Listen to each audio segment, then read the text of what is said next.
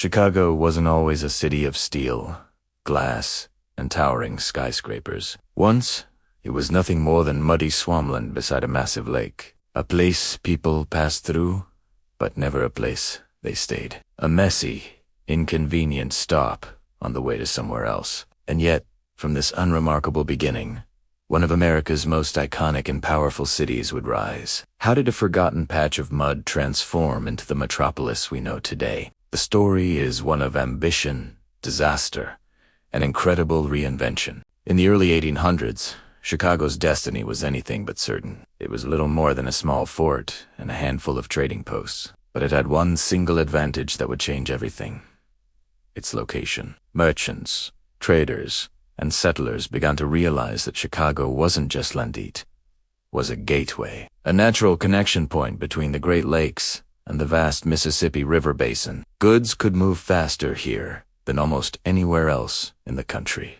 This geographic sweet spot was the spark. Slowly, a town began to form around this strategic hub. Wooden buildings appeared, lining dirt roads that turned to mud with every rain.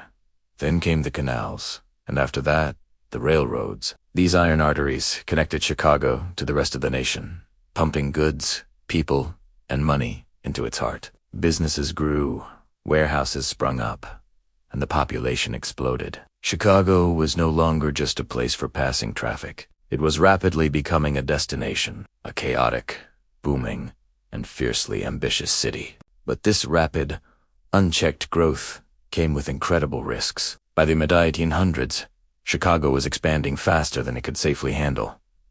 The city was a tinderbox. Buildings were packed tightly together, many thrown up quickly and cheaply, and almost everything from the sidewalks to the houses to the grand hotels was made of wood.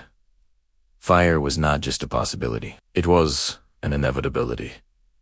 And in 1871, that danger became a devastating reality. On the evening of October 8th, a small fire broke out in a barn on the city's west side. No one knows for sure how it started, but what happened next is seared into history. The fire began to spread, fanned by strong, dry winds from the southwest. The flames leaped from building to building. Wooden structures ignited in an instant. The fire department, exhausted from fighting another large blaze the day before, was over. The fire jumped the Chicago River, tearing through the business district. It became an unstoppable inferno. Flames devoured everything in their path, creating a firestorm so intense that it generated its own weather.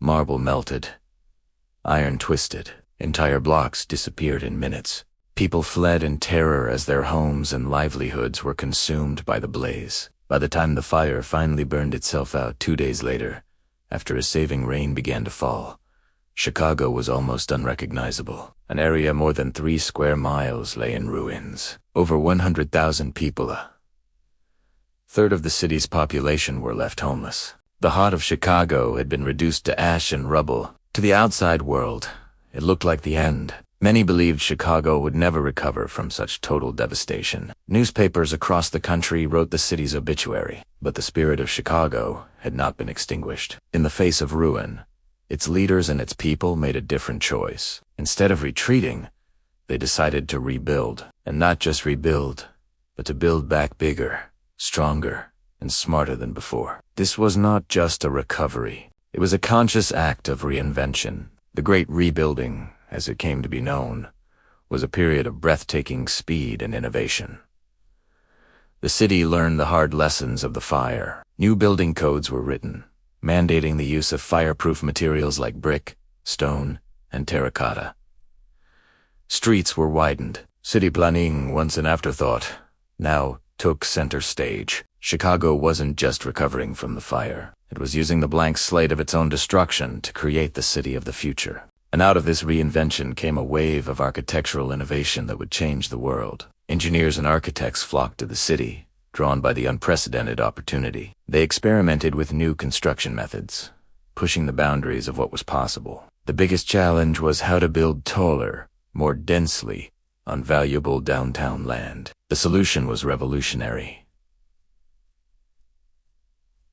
The steel-framed skyscraper, instead of relying on thick, load-bearing walls, Buildings could now be supported by a strong, internal steel skeleton. This innovation, combined with the invention of the safety elevator, made height practical. The skyline began to rise. Chicago became the birthplace of the modern skyscraper, with buildings like the Home Insurance Building, completed in 1885, heralding a new era of urban design. What once seemed impossible became normal. Chicago wasn't just rebuilding it, was leading the world, creating a new vertical landscape that would be copied in cities everywhere. As the new city rose, its economy boomed alongside it. The railroads, now fully restored, once again made Chicago the transportation hub of America. It became Tehog Bucha. For the world, a center for meatpacking, manufacturing, and melode. Rite lu lite. People poured into the city seeking work and opportunity. Immigrants arrived from across the globe, from Ireland, Germany, Poland, Italy, and beyond, each group adding its own culture and character to the city's fabric. Factories expanded. The city became a true industrial powerhouse. But this period of explosive growth wasn't perfect. Inequality grew alongside opportunity. While some amassed incredible fortunes, many workers faced harsh conditions, long hours, and low pay. This tension gave rise to a powerful labor movement. The city also became increasingly segregated, as neighborhoods divided by wealth, ethnicity, and race began to form. Chicago was powerful, prosperous, and innovative, but it was also complex and deeply divided. The 20th century brought new challenges and further transformations. The Great Depression hit the city hard. After World War II, the nature of the American economy began to shift. Manufacturing, the engine that had powered Chicago for a century, began to decline. Factories closed. Entire neighborhoods that depended on them struggled. The city faced another identity crisis, yet Chicago adapted again. Its economy diversified. Finance, law, higher education, and business services became new pillars of its strength. The city's cultural life flourished. It became a global center for art, theater, and music, giving birth to new forms like Chicago blues and house music. Its architectural legacy continued to evolve, with masterpieces by architects like Mies van der Rohe and Frank Lloyd Wright adding to its stunning skyline. Chicago learned how to change without losing its core identity. Today, Chicago stands as a city built on transformation, from muddy swampland to an industrial hub, from a city of ashes to a city of skyscrapers, from an era of destruction to one of constant reinvention.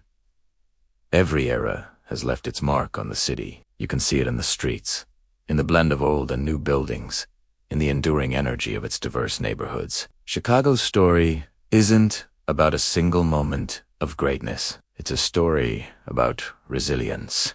It's about the ability to fall, to face total disaster, and to rise again, stronger each time. Chicago didn't become the city it is today by accident. It was forged in fire and shaped by innovation, struggle, and relentless ambition. And that is what makes it more than just a city on a lake. It's a powerful reminder that even after the most complete destruction, reinvention is always possible.